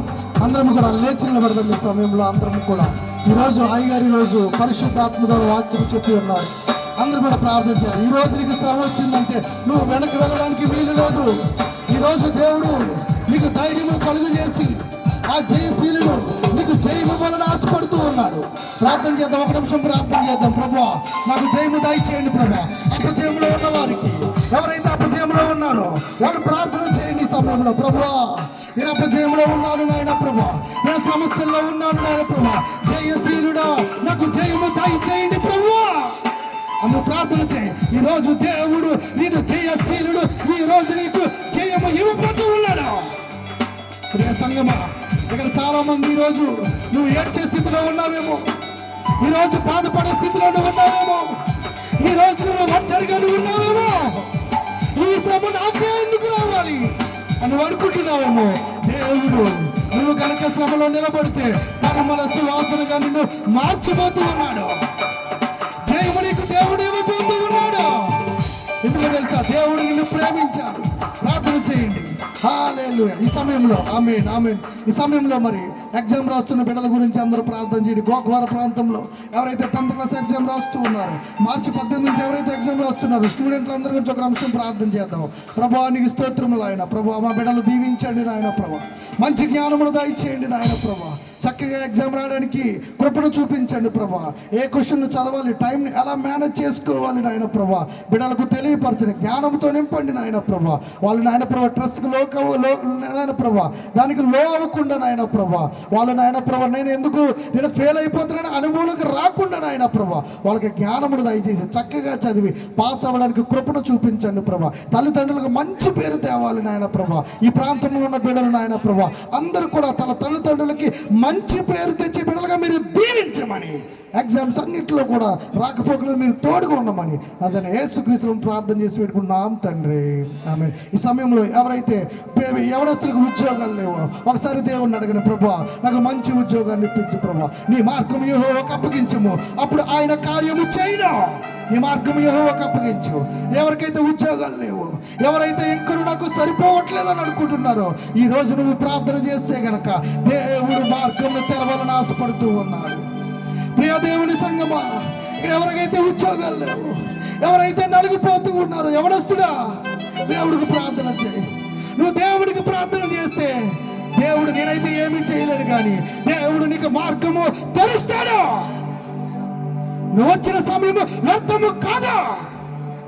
జ్ఞానము కలిగిన వాడు నీకు మార్గము తెరుస్తాడు. ఈ రోజున నమ్ము విశ్వాసముతో ప్రార్థన చేయి. దేవుడు నీకు మంచి ఉద్యోగం దేవుడు దయచేయును కాక. గవర్నమెంట్ ఎగ్జామ్ ఎవరైతే ప్రిపేర్ అవుతూ ఉన్నారో, ఎవరైతే నోటిఫికేషన్లకు ప్రిపేర్ అవుతూ ఉన్నారో దేవుడికి వాళ్ళకి ఉద్యోగములు దయచేయును కాక. తర్వాత ఎవరికైతే ఇక్కడ పిల్లలు లేనని బాధపడుతూ ఉన్నారు, ఎవరికైతే నాకు పిల్లలు లేరని బాధపడుతూ ఉన్నారు, యేసయ్యకు ప్రార్థన చేయండి అమ్మా. దేవుడికి చిత్తమా, ఆయనకి అసాధ్యమైనది ఏదీ లేదు. నీకు దేవుడు ఆయన చిత్తమైతే ఆయన ఆలోచన చెప్పున నీకు కుమారులు దయచేయను, కుమార్తెను నీకు హృదయ ఆలోచన, నీ యొక్క హృదయ యావత్తును దేవుడు సఫలపరచును. ప్రార్థన చేయ, ప్రభు నా గర్భాన్ని ముట్టండి నాయన, నీ చిత్తమైతే నా గర్భాన్ని ముట్టండి నాయన, నాకొక మంచి బహుమానము దయచేయండి ప్రభు. ఆకాశం నుండి దేవుడి యొక్క కన్ను దృష్టి నిన్నే చూస్తూ ఉంది. ఆకాశం నుండి ఆయన పరిశుద్ధాత్మ నీ వైపే ఉంది. ప్రార్థన చేస్తూ ఉన్నావా ప్రభా? అనేక మంది నాయన ప్రభా గర్భముల మీద తెరవండి నాయన ప్రభా. ఎవరికైతే పెళ్లి కాలేదు వాళ్ళందరూ కూడా ప్రార్థన చేసుకోండి ఈ సమయంలో ప్రభా. బిడ్డలకు పెళ్ళి అవ్వాలని వారు చాలా మంది ఉన్నారు నాయన. అబ్బాయిలకి నాయన ప్రభా మంచి దేవుడులు ఉన్న అమ్మాయిలు భార్యలుగా మీరు దయచేయండి ప్రభా. అమ్మాయిలు ఎక్కడ ఉంటే నాయన ప్రభా వాళ్ళకి మంచి దేవుళ్ళు ఉన్న భర్తలు వారికి దయచేయండి నాయన ప్రభా. ఆఖరిగా ఎవరికైతే బాధలు ఉన్నాయో అవి దేవుడికి అప్పగించండి. ఎవరైతే ఇక్కడ అనారోగ్యంతో బాధపడుతూ ఉన్నారో అది దేవుడికి అప్పగించండి. ప్రభువా నేను అనారోగ్యంతో బాధపడుతున్నానయ్యా, అయ్యా నేను అనారోగ్యంతో బాధపడుతున్నానయ్యా, ఇవి నా కార్యం చేయండి. నా అనారోగ్యమును తీసివేయండి నాయన. నా జీతం అంతా హాస్పిటల్లోనే ఖర్చు అయిపోతుంది నాయన. మా కుటుంబంలో అందరూ నాయన ప్రభా అనారోగ్యంతో ఉన్నామయ్యా. నన్ను పరమ వైద్యుడా ఒక్కసారి నన్ను జ్ఞాపకం చేసుకోనాయన. 38 సంవత్సరాలు బట్టి అక్కడ ఉన్న వ్యక్తి దగ్గరికి వెళ్ళి నువ్వు స్వస్థపరచ కోరుచున్నావా అని అడిగిన దేవా, ఇక్కడ ఉన్న బిడ్డలు జ్ఞాపకం చేసుకోండి నాయన. మీరే స్వస్థపరచండి, బాగు చేయండి నాయన. ఇక్కడ అనేక మందిని నీ యొక్క పరిచర్యలో నాయన ప్రభా బలపరచండి, నిత్య జీవమునకు వారసులు చేయండి నాయన. అక్కడికి ఈ సమయంలో మరి అయ్యగారు ప్రశాంత్ కుమార్ అయ్యగారి గురించి చిన్న ప్రార్థన చేద్దాం, వాళ్ళ కుటుంబం గురించి చిన్న ప్రార్థన చేద్దాం. ప్రభా ఈ గోకవరం ప్రాంతంలో నాయన గొప్ప దైవ సేవకులుగా ఉంచావు, నీకు స్తోత్రములు. ఇటు గోకవరం, ఇటు రాజమండ్రిలో నాయన ప్రభా అనేక ప్రాంతాల్లో ప్రపంచంలోనే గొప్పగా వాడబడుతున్న సేవకులు నాయన నీ కాపుదల ఉంచు నాయన. ఆరోగ్యము దయచేయండి నాయన, కుటుంబాన్ని దీవించండి, వాళ్ళకి ఫౌండేషన్ మీరు దీవించండి, వాళ్ళ మినిస్ట్రీని మీరు దీవించండి. ఇంకను నాయన ప్రభా ఇంకను నాయన ప్రభా సరిహద్దులు ఇంకను వ్యాప్తి చేయండి నాయన. ఇంకా మారుమూల ప్రాంతాల్లో కూడా అనేక సంఘములు వాళ్ళ ద్వారా లేచుడు కాక, అనేక మంది దేవుళ్ళకి మార్చబడును కాక. యేసు నామములో 7 శక్తితో నీకు దైవ సేవకుని నింపండి నాయన. అడిగి పెట్టిన స్థలమందును దీవించబడును కాక. వాక్యము చెప్పబడిన స్థలములో అనేక ఆత్మలు మార్చబడును కాక. దయ్యములు పారిపోవును కాక. దేవుడు సేవ నాయన ప్రభా సేవకుల్ని 2024 సంవత్సరం బహుగా వాడుకోమని యేసుక్రీస్తు నామములో యొక్క విన్నపాలు అడిగి వేడుకున్నాం తండ్రి. ఆఖరి ప్రార్థన దీవెన మన మధ్య ఉన్న అయ్యగారు ఇవ్వవలసిందిగా దేవునికి మనం చేస్తున్నాం. ప్రశాంత్ కుమార్ దీవెన, ఆఖరి ప్రార్థన దీవెన. సర్వశక్తిమంతుడు మిక్కిలి కనికరమైనటువంటి నా పరలోకపు తండ్రి, ఈ పరిశుద్ధ గణ నామం మనకు వందనాలు.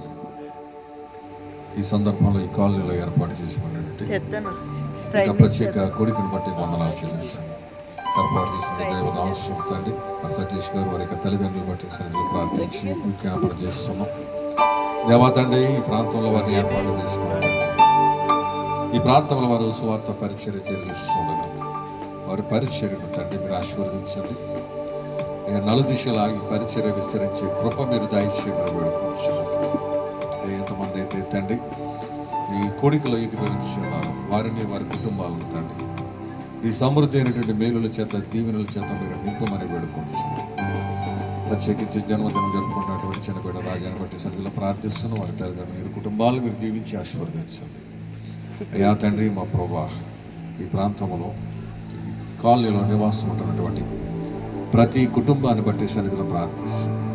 అయ్యా వారు పుట్టినటువంటి ప్రాంతాలు, వారి పితరులు ఉన్నటువంటి ప్రాంతాలు, అయ్యా వారికి ఉన్నటువంటి తండ్రి సమస్తమును విడిచిపెట్టి ఈ ప్రాంతానికి వచ్చి ఉండదు.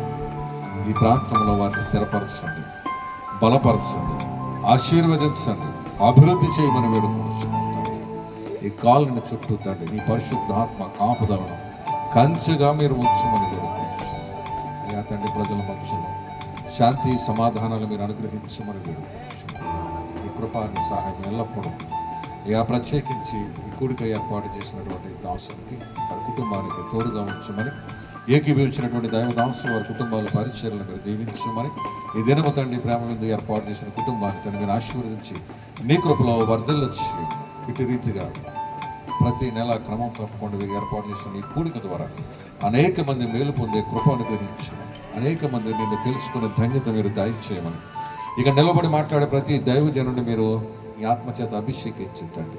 అనేక మందితో నీ వాక్యం ద్వారా మీరు దర్శించమని, సహాయం చేయమని, కృప చూపించమని, నిశ్చితమైతే నీ రాకడ ఆలస్యమైతే మరొక మారు ఇటు రీతి మేమందరము కలుసుకొని అంద ఆనందించే ధన్యత మాకు అనుగ్రహించమని, సహాయం చేయమని, కృప చూపించమని యేసు నామమును బట్టి వేడుకొని స్తుతించి ప్రార్థిస్తున్నాము తండ్రి.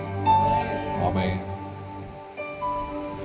మన తండ్రి అయిన దేవుని ప్రేమయు మన ప్రభువైన యేసుక్రీస్తు కృపయు పరిశుద్ధాత్మ యొక్క అన్యోన్య సహవాసం ఇప్పుడు ఎల్లప్పుడూ ఆయన నామములో ప్రార్థన చేయబడి పెడుతున్నాం. ఈ కాలనీలో నివాసం ఉన్నటువంటి ప్రతి కుటుంబానికి, ఈ స్థలంలో పరిచయం చేస్తున్న దాసునికి కుటుంబానికి, ఈ కోడికలో ఏకీపించినటువంటి ప్రతి కుటుంబానికి, ప్రతి వ్యక్తి ప్రియకి దేవుని కృప సదా తోడయండి కాపాడి నడిపించును గాక. ఆమేన్. అందరికీ వందాలండి. మరి మన సంఘంలో ఒక చిన్న కేక్ ఉంది. మరి అవినాష్ కేక్ మరి అవినాష్ గురించి చిన్న ప్రార్థన చేద్దాం. చిన్న ప్రార్థన చేయండి అందరూ కూడా. ప్రభా అవినాష్ని మీరు దీవించండి నాయన. ప్రభు యవనస్తుడు నాయన ప్రభా, ఇక్కడ నువ్వు ఎదిగించమని నాయన ప్రభా. నువ్వు సంవత్సరం నాయన ప్రభా, నువ్వు యొక్క కృపలో బిడ్డను నాయన ప్రభు ఎదిగించమని, అన్ని విషయంలో ఎదిగించమని నా జన యేసుక్రీస్తును ప్రార్థన చేసి పెట్టుకున్నాం తండ్రి. అదిలించు. Happy birthday to you, happy birthday to you, happy birthday to Avinash, happy birthday to you, happy greetings to you, happy greetings to you, happy greetings to Avinash, happy greetings to you. Long life, happy long life to you, happy long life to you, happy long life to Avinash, happy long life to you. దేవుడి బిడ్డను దీవించును గాక, దేవుడు రాజును కూడా దీవించి ఆశీర్వదించును గాక. మరి ఈ సమయంలో మరి అందరూ కూడా భోజనాలు మరి పాస్టర్ గారికి మరి లోపల అన్న సాయి ఎక్కడన్నా సాయి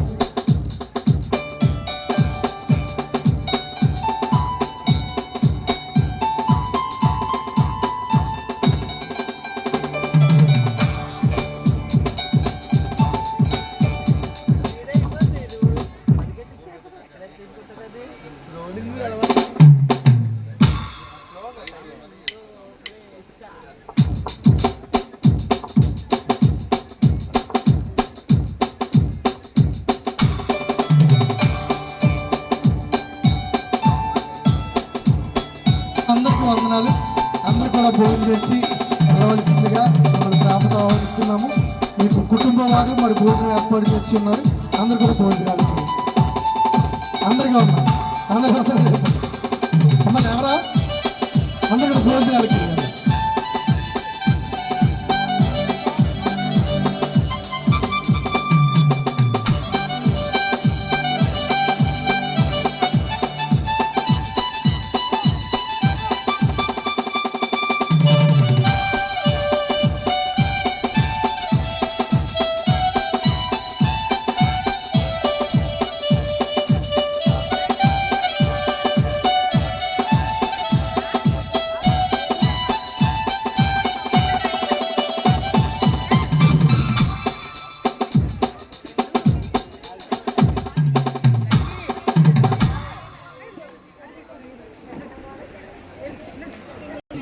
సాంబార్ రైస్